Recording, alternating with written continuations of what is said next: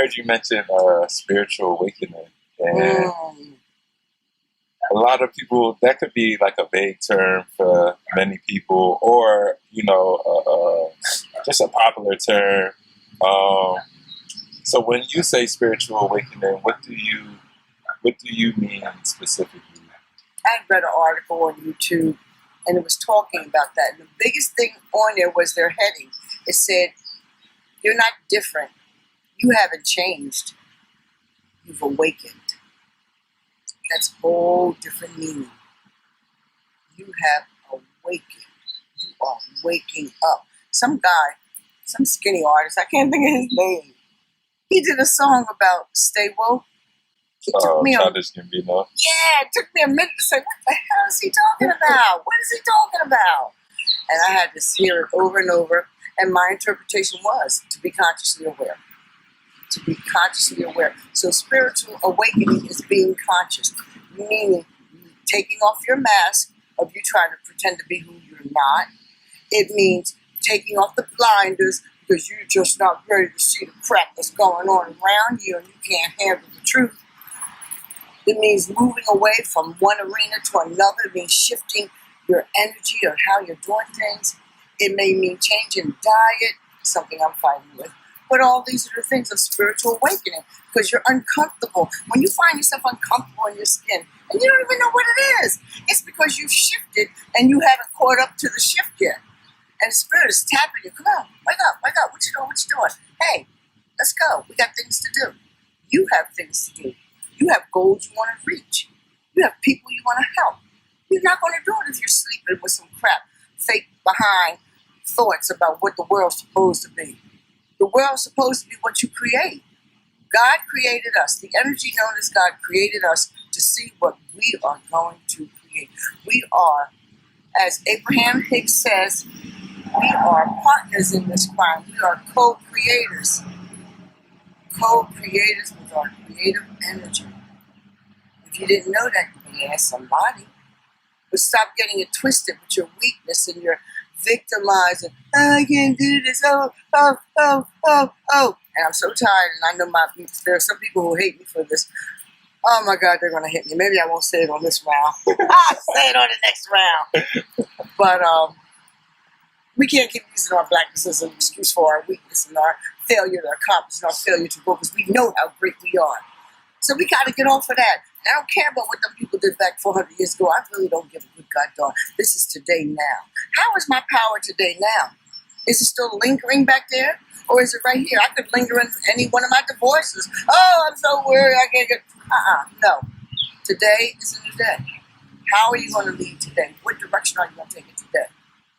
Yes, we've had some horrible, horrible happenings in our spirit. But what does that tell you? You need to look at that. Anytime a whole race is desperately trying to take us out, kill us, harm us, a whole race, and not everybody, but those who are definitely into that, you need to know why. Why are they doing that? Because you're something to be afraid of? Could be. Because you're so powerful? Oh my God, could be. Because you are kings and queens, and once we take over, or if we had that opportunity to take over, what would that look like? And I'm going to say this to all of you. I want it to look like nothing of what we're seeing now. Just because we may become in power one day, we're going to show the world something different. Like, this is how we do it. We do ours with love, with compassion and passion. We do that. We know that there's an equal playing ground that can be had in this society, in this world, where everybody can get what they need. What is our role now in leading us into that new paradigm? What is our role now to move us into that heaven that they keep talking about? I'm not dying to go to heaven. I want my heaven right here. I demand my heaven to be right here and now. Ashe. I ain't waiting to die to get my gold, walk down the streets of gold. Give me a break. That's a bunch of fairy tales. I want it now. And we're allowed to have it now. We have to claim it now. If you don't claim it, what makes you think you're going to get it? because I'm still standing. That's successful. The trials and tribulations that I have gone through have been pure hell, some of them. But my mother, I remember what my mother told me, Hazel Thompson. She said, Karen, because she doesn't know no Kai, Karen, as great as your trials and tribulations are as great as your triumphs. So I am so glad I was thrown into the pits of hell, scraped all around the walls, because now, boom, guess what my future's going to look like? All that heaven, glistening, shining, blinging all over the place. I want it to be, and you should too. Success should mean everything you touch turns to your goal, your definition of goal. That's what success looks like to me. And it should look the same for you. And it doesn't matter what level it's on. It's all successful. If you claim it to be that, then that's what it is. My success looks like the goals that I've had for 10, 12 years finally coming to fruition because I never gave up on them. I don't care how my family said, no, you shouldn't do that. Or you crazy. Or my friends said, you're going to get that. All of that naysayers, no, I lived right through them. And you shall do the same thing. You shall do the same thing.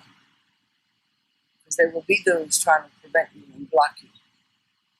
And you need to know that every time the block comes and you conquer it, you're getting closer to your goal. And the bigger the block, the bigger the angry energy that comes at you, the greater its power, and you conquer it, the greater so shall your power be.